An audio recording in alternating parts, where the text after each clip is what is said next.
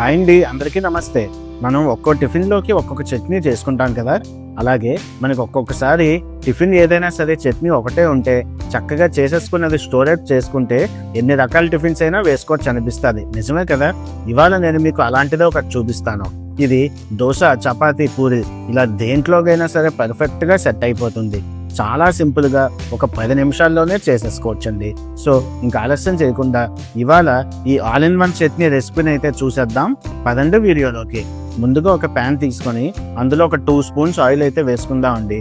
అది హీట్ అయ్యాక శనగపప్పు, మినపప్పు, ఆవాలు, ఎండుమిరపకాయలు వేసేసుకొని అవి మీడియం ఫ్లేమ్లో 1 నిమిషం సేపు ఫ్రై చేసుకుంటే సరిపోతుంది. ఇప్పుడు అందులో నిలువుగా చిలికిల్లా కోసుకున్న ఒక 2 మీడియం సైజ్ ఉల్లిపాయలు అయితే వేసేసుకుందామండి. ఇవి కూడా అదే మీడియం ఫ్లేమ్లో మరొక నిమిషం సేపు ఫ్రై చేసుకుంటే సరిపోతుంది. ఇప్పుడు అందులో పచ్చిమిర్చి, అల్లం, కరివేపాకు అయితే వేసేసుకుందామండి. వీటిని కూడా అదే మీడియం ఫ్లేమ్లో ఒక్కసారి ఫ్రై చేసేసుకుందాం. ఇప్పుడు ఒక 2 స్పూన్స్ ఉప్పు వేసేసుకొని మనం చిన్న ముక్కల్లా కోసుకున్న బంగాళాదుంపలను అయితే వేసేసుకొని చక్కగా కలుపుకుందామండి. దుంపలు ఇలా చిన్న ముక్కల్లా కోసుకోవడం వల్ల మనకి ఈజీగా మగ్గిపోతాయండి. ఇవి నంచుకోవడానికి కూడా చాలా బాగుంటుంది. ఇప్పుడు మూత పెట్టేసి ఒక 2 నిమిషాలు మగ్గించుకుందామండి. తర్వాత పైన ఒక 2 మీడియం సైజ్ టమాటోస్ కోసుకున్న వేసేసుకొని మరొక 5 నిమిషాలు అలా మగ్గించుకుంటే చక్కగా సరిపోతాయి. ఇప్పుడు ఒక స్పూన్ పసుపు, 1.5 స్పూన్ కారం వేసేసుకుందామండి.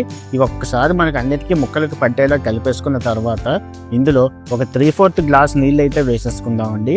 నీళ్లు మరీ ఎక్కువ వేసుకోకండి. తర్వాత మళ్ళీ మనం కన్సిస్టెన్సీ చూసుకొని నీళ్ళు అయితే వేసుకోవచ్చు. ఇప్పుడు మూత పెట్టేద్దాం.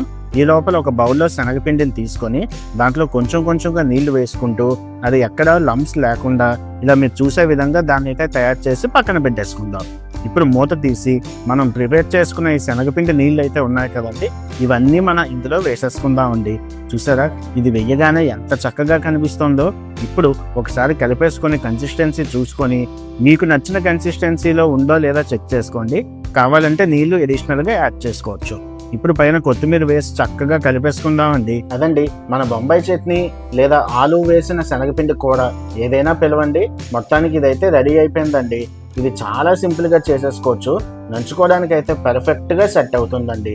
ఇది ఫ్రిడ్జ్లో స్టోరేజ్ చేసుకున్న మనకు ఒక 1 to 2 డేస్ అయితే అదే ఫ్లేవర్లో చాలా అంటే చాలా బాగుంటుందండి. ఇది మీరు ఒకసారి తప్పకుండా ట్రై చేయండి. ఇలాంటి చట్నీ చేసుకున్నాక దానికి ఒక మంచి క్రిస్పీ దోశ వేసుకోకపోతే ఎలా చెప్పండి. సో ఇవాళ మార్నింగ్ టిఫిన్ మాది ఇదే అనమాట. అందుకనే చక్కగా దోశలు అయితే వేసేసుకుందామండి. చూసారా ఎంత క్రిస్పీగా ఈ దోశ అనేది వచ్చిందో. ఈ దోశ పిండి ఎలా చేసుకున్నామో రెసిపీ మీ ఎవరికైనా కావాలంటే నాకు కమెంట్ సెక్షన్లో చెప్పండి. ఈసారి మీకు ఆ వీడియో అయితే చేసి చూపిస్తాను. ఇంత క్రిస్పీ దోశ బయట మనకి హోటల్స్లో కూడా దొరకదు. నిజమే కదా. ఇలాంటి దోశలోకి ఈ అద్భుతమైన బొంబాయి చట్నీ నంచుకొని తింటే ఆ డే మనకి సూపర్గా స్టార్ట్ అయినట్టేనండి. వీడియో నచ్చితే ఒక లైక్ చేయండి. మీ అభిప్రాయం కమెంట్లో చెప్పండి. మరొక మంచి రెసిపీతో మళ్ళీ మీ ముందుకు వస్తాను. అంతవరకు సెలవు.